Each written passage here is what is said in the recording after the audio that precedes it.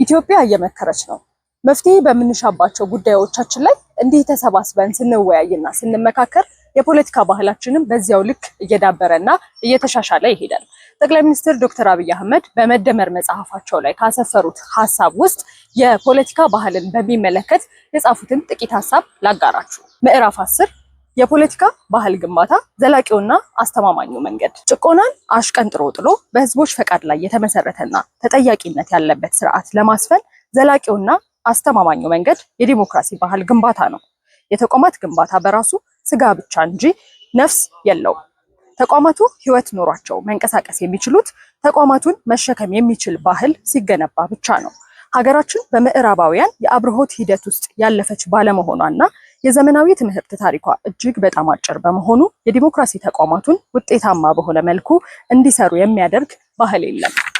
በቤተሰብ፣ በማህበረሰብ ተቋማት፣ በአካባቢ ወዘተ የዲሞክራሲ ባህል ካልዳበረ በተቋማቱ ላይ ብቻ ሊሰራ አይችልም። አንድ ተማሪ በክፍል ውስጥ የክፍል አለቃውን ዲሞክራሲያዊ በሆነ መልኩ ሳይመርጥ፣ እድርና እቁብ ላይ ዲሞክራሲያዊ ምርጫ ሳይኖር፣ በእምነትና በባህል ተቋማት ዲሞክራሲያዊ ባህል ሳይዳብር በሀገር ደረጃ ዲሞክራሲያዊ ባህልን ለማዳበር አዳጋች ይሆናል።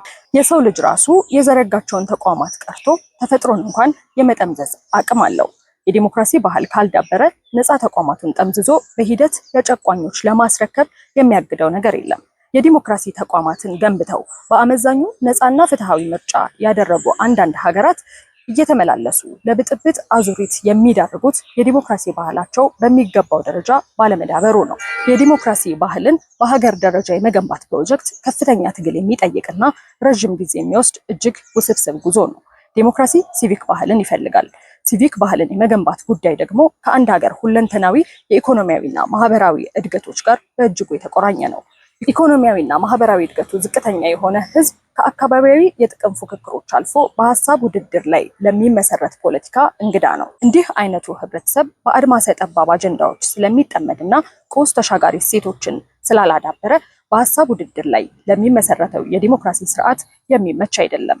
ሲቪክ ባህል ከፖለቲካዊ ቸልተኝነት ወጥቶ ሀገር አቀፍ ፖለቲካዊ ጉዳዮችና ውሳኔዎችን የሚከታተልና በውሳኔዎቹም በተለያየ መንገድ የሚሳተፍ ነው። በሲቪክ ባህል ውስጥ አኩራፊነት፣ ባይተዋርነት፣ ምን አገባኝ ባይነት ብዙ ቦታ የላቸውም። ፖለቲካን መከታተል ብቻ ሳይሆን በፖለቲካው የራስን ኃላፊነትና መዋጮ ማዋጣትን ያካትታል። ዜጎች ከሰፈር አጀንዳና ከጎሳ የጥቅም ፉክክር ወጥተው ሀገርን ስለሚጠቅሙና ስለሚያሻግረው የፖለቲካ ውሳኔና አቅጣጫ የሚጨነቁበት ባህል ነው። የፖለቲካ ባህልን በመቅረጽ ሂደት ውስጥ የህብረተሰቡ የቆየ ባህልና የመንግስታት ሚና ጎን ለጎን ሊታዩ የሚችሉ ናቸው። በአንድ በኩል ህብረተሰቡ በአጠቃላይ ማህበራዊ ተቋማቱና በተለይም በቤተሰብ ስርዓት ውስጥ ከዲሞክራሲ መርሆች ጋር ጭራሽ የተፋታ ከሆነ የሀገሪቱ የፖለቲካ ባህልም ከዲሞክራሲ የተፋታ ይሆናል። ህዝብ የሌለውን ባህል ለምርጫና ለፖለቲካ ሲል አያመጣውም።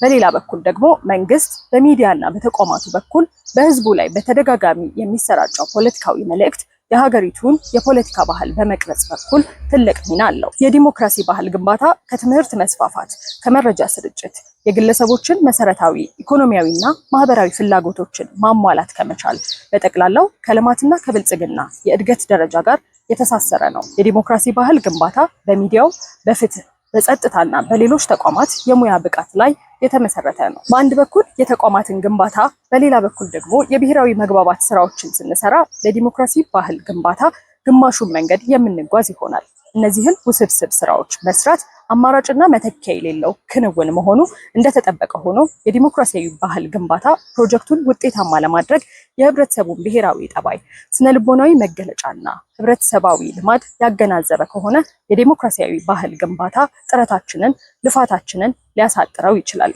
ቀሪውን ሀሳብ ደግሞ እናንተ እንድታነቡት ጋብዛችኋለሁ። የፋና ዲጂታል ቤተሰብ ይሁኑ።